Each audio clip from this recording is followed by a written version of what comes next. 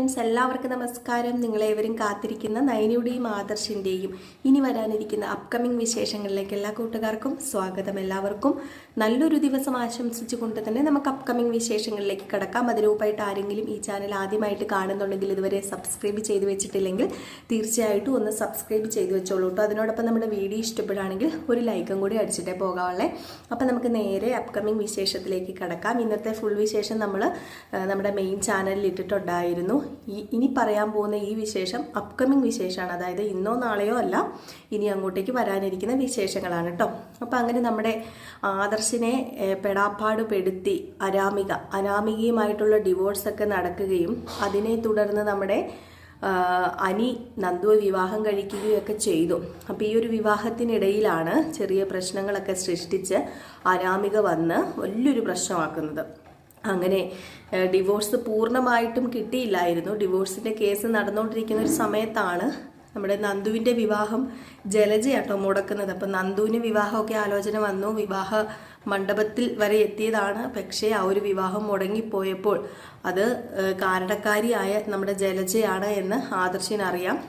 ജലജ എന്ന് പറഞ്ഞാൽ അനന്തപുരി തറവാട്ടിലെ ആളുകൾ കാരണമാണല്ലോ, ജലജയും അതിൽ ഉൾപ്പെടുമല്ലോ. അപ്പോൾ അതുകൊണ്ട് തന്നെയാണ് ഒരു പരിഹാരത്തിനായിട്ട് ആ ഒരു വേദിയിൽ വെച്ച് തന്നെ ഏതായാലും ഡിവോഴ്സ് ആകാറായിട്ട് നിൽക്കുന്ന നമ്മുടെ അനിയെ കൊണ്ട് വിവാഹം കഴിപ്പിക്കുന്നത്. ഇത് അനാമിക അറിഞ്ഞു. കിട്ടിയ അവസരമല്ലേ പാഴാക്കുവോ? അനാമിക ഒട്ടും മടിച്ചില്ല, നേരെ പോയി പോലീസ് സ്റ്റേഷനിൽ പരാതി കൊടുക്കുകയും അങ്ങനെ പോലീസ് വന്ന് നമ്മുടെ അനിയെയും നന്ദുവിനെയും ഒക്കെ പിടിച്ചോണ്ട് പോയി. അതിനോടൊപ്പം ആദർശിനെ പിടിച്ചോണ്ട് പോയി തല്ലി ചതച്ചു. ഇത് നമ്മുടെ നയനയും ദേവയാനിയൊക്കെ അറിഞ്ഞാൽ സഹിക്കുമോ? ഒരിക്കലും സഹിക്കില്ല. ഏതായാലും കുറച്ച് സമയം കൊണ്ട് നമ്മുടെ ആദർശിനിട്ട് നല്ലത് 8-10 കിട്ടിയിട്ടുണ്ടായിരുന്നു. നമ്മുടെ ആദർശിൻ്റെ ശരീരം മുഴുവൻ ചതഞ്ഞ് കിടക്കുമായിരുന്നു. അപ്പോൾ അതുപോലെ അടി കിട്ടി. അപ്പം ഈ ഒരു കാര്യം മുത്തശ്ശന് പറഞ്ഞു. മുത്തശ്ശൻ കമ്മീഷണറിനെ വിളിച്ചറിയിക്കുകയും കമ്മീഷണറുടെ നിർദ്ദേശപ്രകാരം CI നമ്മുടെ ആദർശിനെ വിട്ടയക്കുകയും ചെയ്തു. പക്ഷേ തിരിച്ച് അനന്തപുരി തറവാട്ടിലെത്തിയ ആദർശിനെ കണ്ടു കഴിഞ്ഞപ്പോഴേക്കും നയനിയുടെയും ദേവയാനിയുടെയൊക്കെ ചങ്ക് തകരുന്ന ഒരു കാഴ്ചയായിരുന്നു അത്. വേറൊന്നുമല്ല, ശരീരം മുഴുവൻ കരിനീലിച്ച് കിടക്കുന്നു, കയ്യിലാണെങ്കിലോ ഒടിവുണ്ട്. അപ്പോൾ ഇങ്ങനെയുള്ള സംഭവങ്ങളൊക്കെ അറിഞ്ഞു കഴിഞ്ഞപ്പോഴത്തേക്കും മുത്തശ്ശൻ അങ്ങനെ കുറേ പരാതികളൊക്കെ കൊടുത്തു. ഏതായാലും ആ പോലീസിനെ എന്താ പറയുക, സസ്പെൻഡ് ആക്കാണ്ട് ചെയ്തു കേട്ടോ. ഏതായാലും ഇതിന് പിന്നിൽ അനാമികയും അനാമികയുടെ അച്ഛനും തന്നെയാണെന്ന് ദേവയാനിക്കും നയനയ്ക്കും ബാക്കി എല്ലാവർക്കും അറിയാവുന്ന കാര്യമാണ്. അങ്ങനെ അനാമികയെ ഇനി വെറുതെ വിട്ടാൽ ശരിയാവില്ല. അതുകൊണ്ട് തന്നെ അവൾക്ക് ഇനി ഒരു ജീവിതം ഉണ്ടാകാൻ പാടില്ല, അവൾ ജയിലിൽ പോയി തന്നെ കിടക്കേണ്ടവളാണ് എന്ന് പറഞ്ഞ് നമ്മുടെ മുത്തശ്ശൻ വീണ്ടും അനാമികയെ കുരുക്കാനുള്ള കാര്യങ്ങളൊക്കെ ചെയ്തുകൊണ്ടിരിക്കുകയാണ്. വീണ്ടും അനാമിക ചെന്ന് ചാടുന്നത് വലിയ കുഴിയിൽ തന്നെയാണ്. അതുപോലെ തന്നെ അനന്തപുരി തറവാട്ടിൽ നിന്നും കുറച്ച് നഷ്ടപരിഹാരമൊക്കെ കിട്ടിയത് കാമുകന് കൊടുത്തായിരുന്നു. അത് കാമുകൻ ആ ഒരു പണമൊക്കെ ആയിട്ട് മുങ്ങിയിട്ടോ. അനാമികയുടെ വിവാഹമൊന്നും കഴിഞ്ഞിട്ടില്ല. അതുകൊണ്ടാണ് അനാമികയ്ക്ക് ഇത്രയധികം ദേഷ്യമുള്ളത്. വേറൊന്നുമല്ലല്ലോ, അനാമിക സത്യം പറഞ്ഞു കഴിഞ്ഞിട്ടുണ്ടെങ്കിൽ ആ കാമുകനുമായിട്ട് സുഖിച്ച് ജീവിക്കാൻ വേണ്ടിയാണ് ഡിവോഴ്സൊക്കെ കൊടുത്തത്. പക്ഷെ അത് വലിയൊരു അബദ്ധമായിരുന്നു. തൻ്റെ കയ്യിലിരുന്ന പൈസയും പോയി, തനിക്ക് ഒരു മുതലുമില്ല. ലാസ്റ്റ് അനാമിക തെണ്ടിത്തിരിഞ്ഞ്, അനാമികയും വേണുവും അതുപോലെ തന്നെ രേവതിയും കൂടെ തെണ്ടിത്തിരിയേണ്ട ഒരു അവസ്ഥയിലേക്കാണ് കാര്യങ്ങൾ പോയി ചെന്ന് നിൽക്കുന്നത്. അപ്പോൾ അതവിടെ നിൽക്കട്ടെ. ആ ഒരു കഥയുടെ കാര്യം ക്ലോസ് ആകാറായി കേട്ടോ. കാരണം അനാമിക എന്ന ആ ഒരു ശല്യം നമ്മുടെ അനന്തപുരി തറവാട്ടിൽ നിന്നും പൂർണ്ണമായും ഒഴിഞ്ഞു പോയിരിക്കുന്നു. അപ്പോൾ ഇനിയിപ്പോൾ നമ്മുടെ ഈ ഒരു അനാമികയുടെ കഥാപാത്രം, അതായത് ഈ ഒരു റോള് നമ്മുടെ കഥയിലേക്ക് വരാൻ ചാൻസ് കുറവാണ്. കാരണം അനാമിക അവിടെ നിന്ന് നാട് സഹിതം വിട്ടു പോവുകയാണ് ചെയ്യുന്നത്. അവർക്ക് നിവൃത്തിയില്ലാതെ ലാസ്റ്റ് മുത്തശ്ശൻ പോലീസ് സ്റ്റേഷനിൽ കയറ്റണ്ട എന്ന് ഓർത്ത് തന്നെ പോലീസിനോട് പരാതി പിൻവലിക്കാൻ ആവശ്യപ്പെടുകയാണ്. അങ്ങനെ പരാതി പിൻവലിക്കുന്നു. പിന്നെ അവർ നാട് വിട്ട് വീട് വിട്ടും പോവുകയാണ് ചെയ്യുന്നത്. പിന്നെ നമ്മുടെ അനിയും അനാമികയല്ല നന്ദുവൊക്കെ ആയിട്ട് ജീവിക്കുകയാണ്. അവരുടെ ആ ഒരു കേസൊക്കെ മാറിപ്പോവുകയാണ്. പക്ഷേ ഇവിടെ ഞാൻ ഇതിൻ്റെ ഇടയ്ക്ക് നിങ്ങളോട് പറഞ്ഞിട്ടുണ്ടായിരുന്നു ഒരു വലിയൊരു പ്രശ്നം നമ്മുടെ അഭിയുടെയും അനഘയുടെയും. അങ്ങനെ നമ്മുടെ അനഘ അനന്തപുരി തറവാട്ടിൽ എത്തിയായിരുന്നല്ലോ. അനന്തപുരി തറവാട്ടിൽ അനഘയെ എത്തുകയും അനഘ ആ കുഞ്ഞിനെ അനന്തപുരി തറവാട്ടിൽ നിർത്തിയിട്ട് ഇത് ഇവിടുത്തെ കൊച്ചുമകൻ്റെ മകളാണ്, ഒരു കൊച്ചുമകൻ്റെ മകളാണ് എന്ന് മാത്രമാണ് പറയുന്നത്. ആദർശ് അത് കണ്ടുപിടിക്കുകയാണ് അഭിയുടെ മകള് തന്നെയാണെന്ന്. അപ്പോൾ ഇത് ഞാൻ കഴിഞ്ഞ കഥയിലൊക്കെ പറഞ്ഞിരുന്നു. ഇനിയിപ്പോൾ പുതിയതായിട്ട് ആരെങ്കിലും കേൾക്കാനുണ്ടെങ്കിൽ കേട്ടോട്ടെ എന്ന് ഓർത്ത് മാത്രം പറഞ്ഞാണ് കേട്ടോ. അങ്ങനെ നമ്മുടെ ആദർശ് ലാസ്റ്റ് ആ ഒരു ഇത് ഏറ്റെടുക്കുകയാണ്. ഇത് തൻ്റെ കുഞ്ഞാണ് എന്നൊരിത് ഏറ്റെടുക്കുകയാണ്. അല്ലെങ്കിൽ അവിടെ നമ്മുടെ നവ്യയ്ക്ക് അത് വലിയൊരു പ്രശ്നമായിട്ട് മാറും.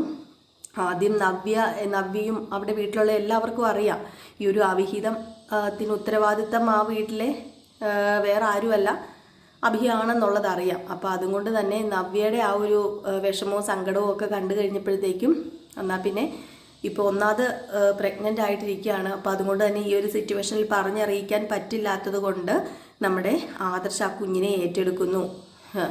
എന്ത് ചെയ്യാനാണല്ലേ, ആദർശിൻ്റെ ജീവിതം അതോടുകൂടി തുടങ്ങുകയാണ്. വീണ്ടും പ്രശ്നത്തോട് പ്രശ്നം ആദർശിൻ്റെയും നയനയുടെയും ജീവിതത്തിൽ. അങ്ങനെ നമ്മുടെ നയനയും ആദ്യം ഒന്നും അറിയുന്നില്ല. ഏതായാലും ഈ കുട്ടി വരുന്നു. അത് കഴിയുമ്പോഴത്തേക്കും നമ്മുടെ ജലജയൊക്കെ ആദർശാണ് ഇതിന് ഉത്തരവാദി എന്ന് അറിയുമ്പോഴത്തേക്കും ആദർശിനെ കുറ്റപ്പെടുത്തുകയും നയനയെ ഇട്ട് കളിയാക്കുകയും ഒക്കെ ചെയ്യുന്നുണ്ട്. അതുപോലെ തന്നെ നമ്മുടെ ദേവയാനിയെയും കളിയാക്കുന്നുണ്ട്. ദേവയാനി പോലും അറിയുന്നില്ല കേട്ടോ. ദേവയാനിയോട് പോലും ആദർശ് പറയുന്നില്ല ഇത് തൻ്റെ കുഞ്ഞല്ല അഭിയുടെ കുഞ്ഞാണെന്ന് വേറെ ആരും അറിയുന്നില്ല. അങ്ങനെ എല്ലാവരും ആദർശിനെ കുറ്റപ്പെടുത്തുകയാണ്. അങ്ങനെ നയനയും അതുപോലെ തന്നെ നമ്മുടെ ദേവയാനിയും ഒക്കെ ഭയങ്കരമായിട്ട് കുറ്റപ്പെടുത്തുകയാണ്. നീ എന്ത് പണിയാണ് കാണിച്ചത്? ഇവിടെ ഒരുത്തി ഉള്ളപ്പോഴാണോ നീ ഒരുത്തിയുടെ കൂടെ പോകുന്നത്?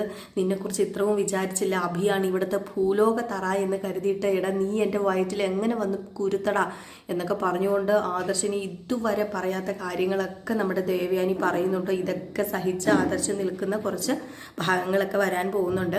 ഇതിനോടൊപ്പം തന്നെ മുത്തശ്ശനും മുത്തശ്ശിയും ഒക്കെ ആദർശിനെ കുറ്റപ്പെടുത്തുകയാണ്. നയനയാണെങ്കിൽ കുറ്റപ്പെടുത്തണോ, നയനയ്ക്ക് എന്ത് പറയണമെന്നറിയില്ല. അങ്ങനെ നയന അനന്തപുരി തറവാട്ട് വിട്ടിറങ്ങി പോകുന്നുണ്ട്. അതുമാത്രമല്ല നയന അപ്പോൾ ഓർക്കുകയാണ് ഇനിയിപ്പോൾ ആദർശേട്ടൻ നേരത്തെ എന്നോട് മിണ്ടാതെയും സംസാരിക്കുകയും ഒക്കെ നടന്നത് ചിലപ്പോൾ ഇത് കാരണമായിരിക്കാം. ആദർശേട്ടൻ ഇങ്ങനൊരു ബന്ധമുണ്ടെന്ന് ഞാൻ അറിയുമായിരുന്നെങ്കിൽ നേരത്തെ തന്നെ ഞാൻ ഒഴിഞ്ഞു മാറിക്കൊടുത്തേനെ. ആദർശേട്ടൻ സുഖമായിട്ട് സന്തോഷത്തോടു കൂടി ജീവിക്കുന്നതല്ലേ എനിക്കിഷ്ടം. പക്ഷേ ഇതെന്നോട് പറയാതെ പോയല്ലോ. ആദർശേട്ടൻ ഇനിയും അവരുടെ കൂടെ വേണമെങ്കിൽ സുഖമായിട്ട് ജീവിക്കാം എന്നൊക്കെ പറയുന്നുണ്ട് കേട്ടോ. ഏതായാലും നമ്മുടെ നയനയും തിരിച്ച് നന്ദാവനത്തിലേക്ക് പോകുന്നുണ്ട്. വലിയൊരു നാണക്കേട് തന്നെയായി തീരുകയാണ് അനന്തപുരി തറവാട്ടിലെ എല്ലാവർക്കും. ഈ ഒരു കുട്ടിയാണെങ്കിലോ നമ്മുടെ ആദർശ് തന്നെയാണ് തൻ്റെ അച്ഛനെന്ന് ഓർത്ത് ആ കുട്ടി ആദർശിനെ ഒരുപാട് സ്നേഹിക്കുന്നുണ്ട്. അപ്പോൾ ആ കുട്ടിയോട് പറഞ്ഞിട്ടില്ല അഭിയാണ് അച്ഛനെന്ന്. അനഘ മരിച്ചു പോയപ്പോൾ പറഞ്ഞില്ലായിരുന്നു. അനഘ അത് പറഞ്ഞിട്ടേ ഇല്ല.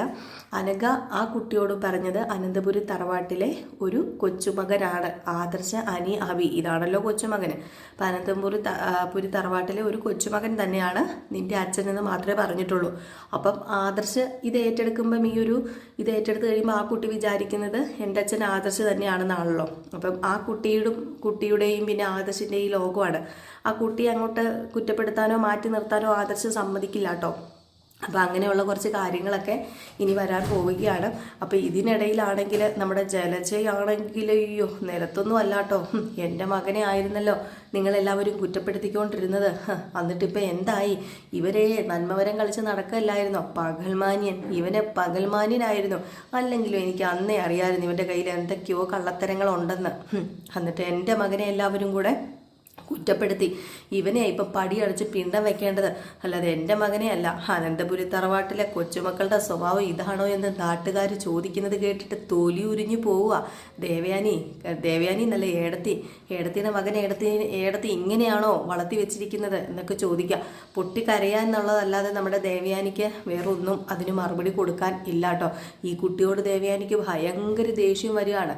ഈ കുട്ടി ആദർശിൻ്റെ കുട്ടിയാണെന്ന് അറിഞ്ഞപ്പോൾ മുതലും അതിനോടൊപ്പം തന്നെ നമ്മുടെ നയന അവിടെ നിന്ന് അനന്തപുരി തറവാട്ടിൽ നിന്ന് ഇറങ്ങി പോകുമ്പോഴൊക്കെ ഏറ്റവും കൂടുതൽ സഹിക്കാൻ കഴിയത്തില്ലാത്തത് വേറെ ആർക്കുമല്ല നമ്മുടെ ദേവയാനിക്ക് തന്നെയാണ്. അപ്പോൾ ഈ കുട്ടിയോടാണ് ആ ഒരു ദേഷ്യം എല്ലാം കൂടെ തീർക്കുന്നത്.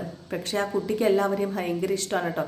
ഇനിയിപ്പോൾ കുറച്ച് നാൾ ആ കുട്ടിയായിട്ട് ആണ് നമ്മുടെ കഥ അങ്ങോട്ട് മുന്നിലേക്ക് പോകുന്നത്. പക്ഷേ നല്ല നല്ല സീനുകളൊക്കെ ഒരുപാടുണ്ട് കേട്ടോ. ഏതായാലും പതിയെ നമ്മുടെ ആദർശല്ല അച്ഛനെന്നറിയും. അച്ഛൻ ആരാണ്, അഭി തന്നെയാണെന്നൊക്കെയുള്ള സത്യങ്ങളൊക്കെ അറിയും. പക്ഷേ ഇതിൻ്റെ പുറത്ത് വേറൊരു നഗ്ന സത്യവും കൂടെയുണ്ട്. ഈ അനഘ എന്ന് പറയുന്ന ആ കുട്ടിക്കുണ്ടായ ആ ഒരു അനഘ എന്ന് പറയുന്ന പെണ്ണിനുണ്ടായ ആ ഒരു കുട്ടിയുണ്ടല്ലോ, അത് സത്യത്തിൽ അഭിയുടെ കുട്ടിയോ ആദർശിൻ്റെ കുട്ടിയോ ഒന്നുമല്ല.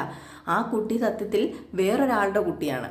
അതാണ് അവിടെ കിടക്കുന്ന വേറൊരു വലിയ ട്വിസ്റ്റ്. അത് ഞാൻ നിങ്ങളോട് കുറച്ച് ദിവസങ്ങൾക്കൊക്കെ മുമ്പ് ഒരു വീഡിയോ ചെയ്തപ്പോൾ ഞാൻ പറഞ്ഞിരുന്നു. നമ്മുടെ അനഘയ്ക്ക് ആ കുട്ടിയെ എവിടെയെങ്കിലും സേഫ് ആക്കണമെങ്കിൽ അനന്തപുരി തറവാട്ടിലാണ് അത് ഏറ്റവും നല്ല സേഫ് എന്നറിയാം. അതുകൊണ്ടാണ് അനഘ അങ്ങനെ ഒരു കള്ളത്തരം പറഞ്ഞത്. സത്യം പറഞ്ഞു കഴിഞ്ഞിട്ടുണ്ടെങ്കിൽ നമ്മുടെ ആ ഒരു പെൺകുട്ടിയാണ് കേട്ടോ ആ പെൺകുട്ടിയാണെന്ന് നിങ്ങൾക്ക് അറിയാമല്ലോ അല്ലേ. ആ ഒരു പെൺകുട്ടിയുടെ അച്ഛൻ നമ്മുടെ അഭിയല്ല, അഭിയെ തെറ്റിദ്ധരിപ്പിക്കുന്നതാണ്. അഭിക്ക് ഇതുപോലെ കുറേ ബന്ധങ്ങളൊക്കെ കാണുമായിരിക്കും. അപ്പം പിന്നെ അഭിനെ പിടിച്ചിട്ടാൽ കുഴപ്പമില്ലല്ലോ. അഭി ഇങ്ങനെ ഒത്തിരി പോകുന്നത് കൊണ്ട്, അതുമല്ല ഇവളുമായിട്ട് സ്നേഹത്തിലും ആയിരുന്നത് കൊണ്ട് അങ്ങനെ അഭി വിശ്വസിച്ചോളൂല്ലോ. പിന്നെ അഭി ആ ഉള്ളത് കൊണ്ട് മാത്രമല്ല, അനന്തപുരി തറവാട്ടുകാരുടെ ആ ഒരു നല്ല മനസ്സുള്ളത് കൊണ്ടാണ് നമ്മുടെ അനഘ ആ കുട്ടിയെ അവിടെ ഏൽപ്പിക്കുന്നത്. അപ്പോൾ എല്ലാവരും കാത്തിരിക്കുക. അടിപൊളി വിശേഷങ്ങളാണ് കേട്ടോ വരാനിരിക്കുന്നത്. അപ്പം ഞാൻ ഇന്ന് മൊത്തത്തിൽ ഒരു ഡയലോഗ് ഇട്ട് സഹിതമല്ല പറഞ്ഞിരിക്കുന്നത്. ഏതായാലും 2 ദിവസമായിരുന്നു തോന്നുന്നു നമ്മളിതിൽ നെക്സ്റ്റ് അല്ല അപ്കമിങ് വിശേഷങ്ങൾ ചെയ്തിട്ട്. നമ്മളിപ്പം ചെയ്യാത്തത് കൊണ്ട് 2 ദിവസം ചെയ്യാത്തത് കൊണ്ട് അതിൻ്റേതായ എന്തൊക്കെയോ പരിമിതികൾ എനിക്ക് തോന്നുകയാണ് കേട്ടോ. കാരണം 2 ദിവസം നമ്മൾ ചെയ്തിരുന്നില്ല കഥ. അപ്പോൾ അതുകൊണ്ട് പറയാൻ പെട്ടെന്ന് കിട്ടുന്നില്ല. അപ്കമിങ് വിശേഷം ആയതുകൊണ്ട് നമ്മളിങ്ങനെ ഓർത്ത് പറയണമല്ലോ. അന്നത്തെ വിശേഷവും പ്രേമവിശേഷമാണെങ്കിൽ നമുക്ക് കണ്ടും അങ്ങനെ പറയാം. ഇനിയിപ്പോൾ വരാനിരിക്കുന്ന വിശേഷം ആയതുകൊണ്ട് ഈ ഓർത്ത് പറയുന്നത് കൊണ്ട് പെട്ടെന്ന് അങ്ങ് കിട്ടാതെ പോകുന്നത്. അപ്പോൾ എല്ലാവരും കാത്തിരിക്കുക. അടിപൊളി വിശേഷങ്ങൾ തന്നെയാണ് വരാനിരിക്കുന്നത്. അപ്പോൾ നാളെ നമ്മൾ ഇതിൻ്റെ ബാലൻസ് കഥ വിത്ത് ഡയലോഗ് സഹിതമൊക്കെ ആയിട്ട് വരാം കേട്ടോ. അപ്പോൾ എല്ലാവർക്കും ടാറ്റ ബൈ ബൈ. ഒരു ലൈക്ക് അടിച്ചിട്ട് പോകാൻ മറക്കല്ലേ.